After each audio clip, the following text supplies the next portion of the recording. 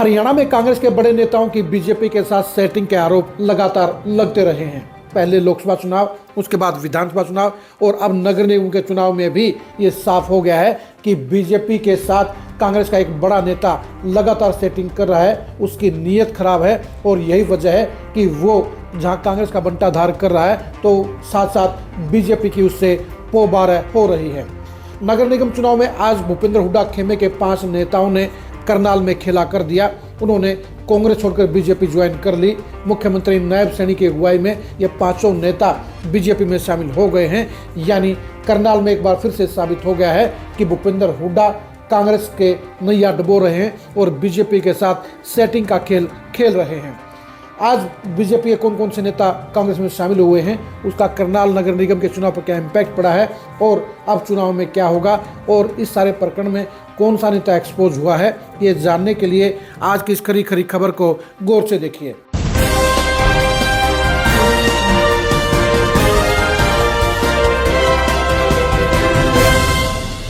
करनाल नगर निगम चुनाव में इस बार फिर से कांटे की टक्कर होने की उम्मीद थी, क्योंकि पिछले चुनाव में भी महज 9000 वोटों से रेणुबाला चुनाव जीती थी और आशा वधवा चुनाव हारी थी।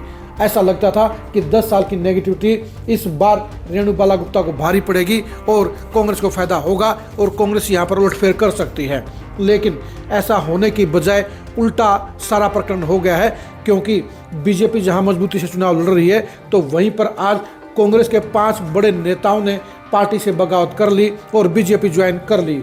मुख्यमंत्री नायब सैनी की अगुवाई में ये 5 नेता कांग्रेस छोड़कर आज बीजेपी में शामिल हो गए हैं।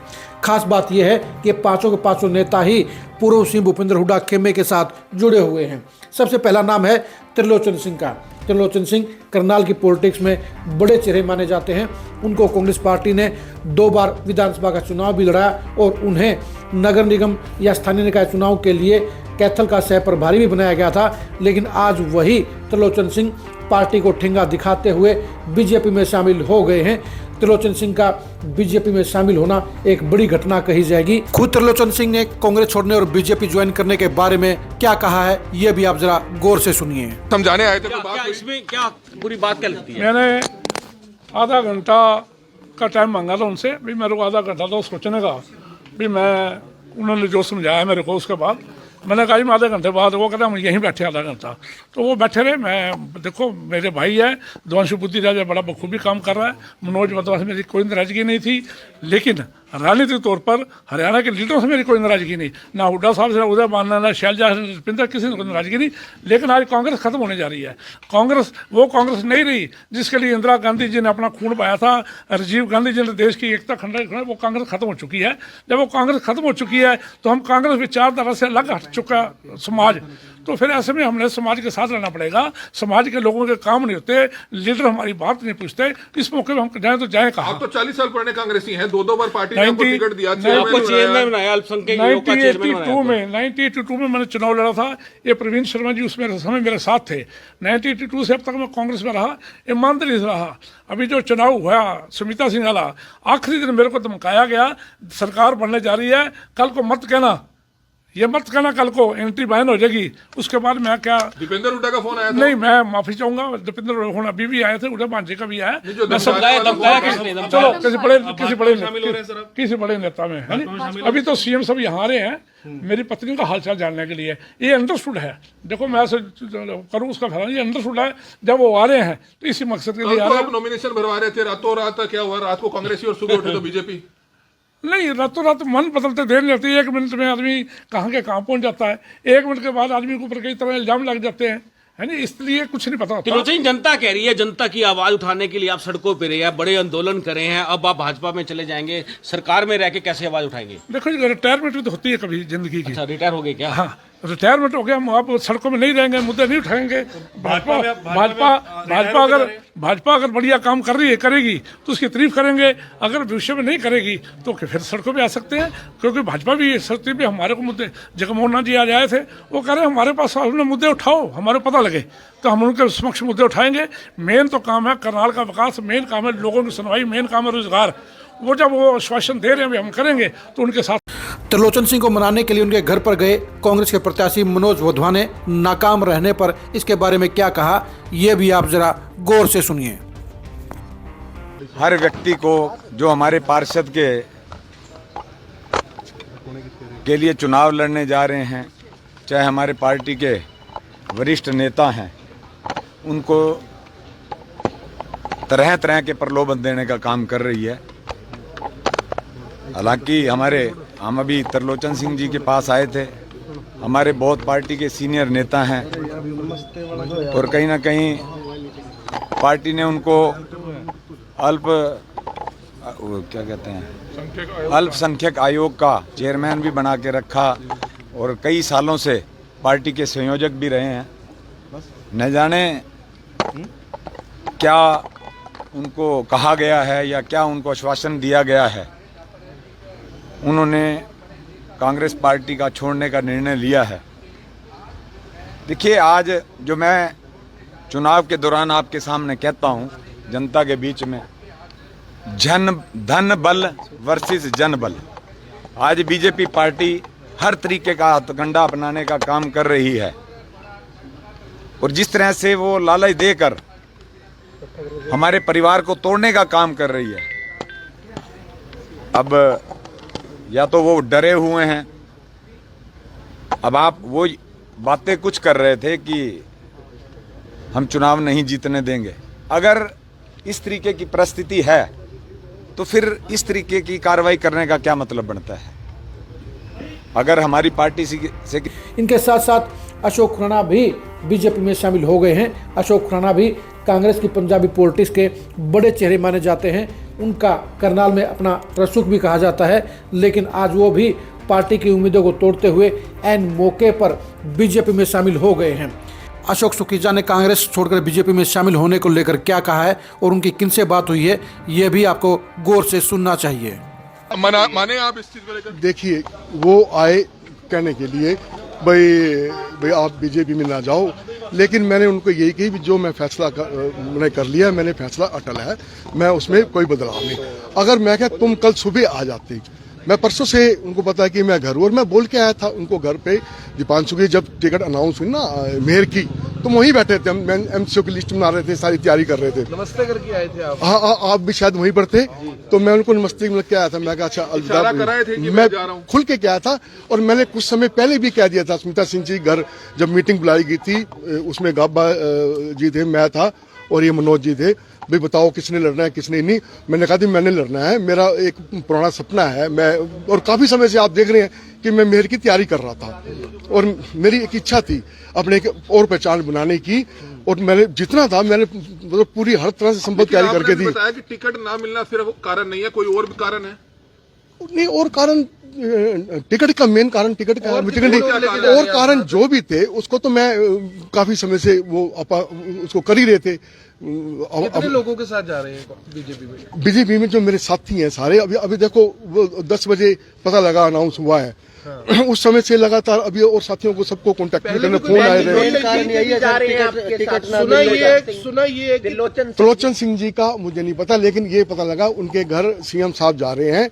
अभी नहीं पता वो ज्वाइन करेंगे या उनकी पत्नी जी बीमार है, उनका पता करें। फोन पे बात कराई है उन्होंने? अभी भूपिंदर सिंह हुड्डा जी से बात कराई है, फोन में मेरी बात हुई। तो क्या बात? तो मैंने उनको यही कहा, बाबू जी देखो मेरा एक सपना था, मैंने चुनाव लड़ना था और मैं मतलब टिकट मिली नहीं और ये तो नाराजगी जाहिर कर दी। हाँ, मैंने उनको बोला। कौन लोग आए थे मिलने आपसे? मैं बताता हूँ, मैंने उनको ये भी कहा भी अगर कल सुबह तक भी आप आ जाते तो मैं करता। अब इतनी अनाउंस होने के बाद, सारे कुछ होने के बाद, मैंने कल शाम को एक्सेप्ट कर लिया कि मैं, वो आए थे घर, जगमोहन जी आए थे और वो आए थे अपना ब्रिज गुप्ता जी आए थे, तो उन्होंने मेरे से कहा भी अगर तुम्हारी इच्छा है तुम वहां नहीं तो बोलो क्या। मैंने कहा हाँ, मैंने अपनी इच्छा उनको बता दी भी मैं जाऊंगा, तो क्योंकि मेरे को टीम मिली। घर पे आपने वैसे इच्छा क्या बताई, क्या चाहते हैं आप बीजेपी से? बीजेपी से आप पूछ लेना उनसे, जगमोहन जी से, उनसे भी कोई, उन्होंने बोला भी कोई आपकी, मैं कहा मुझे कुछ नहीं चाहिए, बस मुझे मान सम्मान, मेरे जो साथी हैं उनका काम होता रहे और मान सम्मान के लिए उन्होंने कहा भी जब सीएम साहब भी आपको आके घर से ले जाएंगे तो इससे बड़ा मैं नहीं समझता मान सम्मान और क्या होगा। वीरेंद्र कालड़ा को पूर्व विधायक सुमिता सिंह का करीबी माना जाता है, वो भी आज बीजेपी में शामिल हो गए हैं। सुमिता सिंह जहां चुनाव से गायब नजर आ रही हैं, वहीं पर उनके करीबी नेताओं का बीजेपी में शामिल होना भी इस बात को साबित कर रहा है कि भूपेंद्र हुड्डा खेमा पूरी शिद्दत के साथ जहां कांग्रेस की गोभी खोदने का काम कर रहा है, तो वहीं पर बीजेपी की मौज कर रहा है। नीतू मान और उषा तुली भी कांग्रेस के चर्चित चेहरों में शामिल हैं, वो भी आज बीजेपी में शामिल हो गए हैं। यानी आज 5 नेताओं ने जहां बीजेपी को मजबूत करने का काम किया है, वहीं पर कांग्रेस के प्रत्याशी मनोज वधवा का माहौल खराब करने का काम किया है। ये अलग बात है कि इन 5 नेताओं के ऊपर खुद कांग्रेस का भी भरोसा नहीं रहा है। यही वजह है कि त्रिलोचन सिंह को इसलिए विधानसभा का टिकट 2024 में नहीं दिया गया। अशोक राणा, नीतू मान, वीरेंद्र कालड़ा और उषा तुली भी बेशक से कांग्रेस के बड़े नेताओं में शामिल हैं, लेकिन इनके जनाधार को लेकर और इनके प्रभाव को लेकर भी कई तरह के सवालिया निशान है, क्योंकि ये कहा जा रहा है कि करनाल में इन चेहरों के जहां नाम बड़े हैं, वहीं पर इनकी जनता के अंदर पैठ काफ़ी सीमित हो गई है। लेकिन सवाल तो इस बात का है कि बीजेपी का फायदा करवाने का काम किसने किया? क्या किसी बड़े नेता का इशारा, बड़े नेता का आशीर्वाद, बड़े नेता के निर्देश इन 5 नेताओं के साथ में थे, या ये 5 नेता अपनी मर्जी से कांग्रेस छोड़कर बीजेपी में शामिल हुए हैं? वैसे ये संयोग की बात नहीं की जा सकती कि ये 5 नेता भूपेंद्र हुड्डा खेमे से जुड़े हुए हैं। भूपेंद्र हुड्डा के इनके साथ में अच्छे रिश्ते रहे हैं। भूपेंद्र हुड्डा और दीपेंद्र हुड्डा के साथ में ये 5 नेता अक्सर देखे भी गए हैं। ऐसे में हुड्डा खेमे के इन 5 नेताओं का नगर निगम के चुनाव में बीजेपी में शामिल होना साफ तौर पर इस बात की गवाही दे रहा है कि सेटिंग की पॉलिटिक्स करनाल में फिर से हो रही है। पहले लोकसभा चुनाव में दिवांशु बुद्धि राजा जैसे कमजोर प्रत्याशी को उतारकर मनोहर खट्टर के सामने कांग्रेस ने बिल्कुल रास्ता साफ कर दिया, उनको जीत के लिए एक बिल्कुल गारंटी देने का काम कर दिया।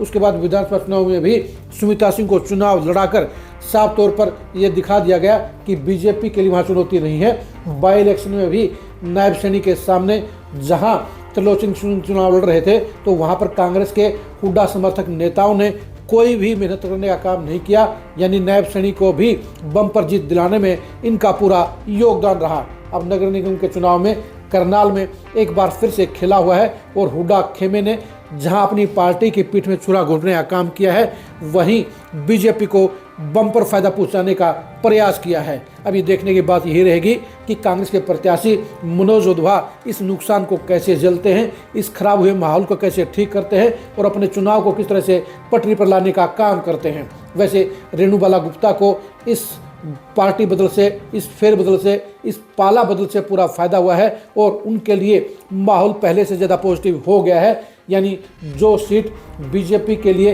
कांटे की टक्कर में फंसने के आसार नजर आ रहे थे, वही सीट भूपेंद्र हुड्डा खेमे के 5 नेताओं के पाला बदलने से अब बीजेपी के लिए ज़्यादा गुंजाइश वाली सीट बन गई है। यानी बीजेपी के लिए आसानी से यहाँ जीत का रास्ता खुलता हुआ नजर आ रहा है। भूपेंद्र हुड्डा खेमे के इन 5 नेताओं की पार्टी के साथ की गई गद्दारी को लेकर आपका क्या कहना है, कमेंट करके जरूर बताइए। इन 5 नेताओं के पाला बदलने से कांग्रेस के प्रत्याशी मनोज वधवा को कितना नुकसान होगा, इसके बारे में भी अपनी राय दीजिए। भूपेंद्र हुड्डा खेमे के नेताओं के ऊपर क्यों सवालिया निशान उठ रहे हैं और उन्होंने पाला बदल क्यों किया है, इसके बारे में भी कमेंट करके जरूर बताइए। आप हमारे फेसबुक पेज को फॉलो कीजिए, आप हमारे यूट्यूब चैनल को सब्सक्राइब कीजिए। नमस्कार।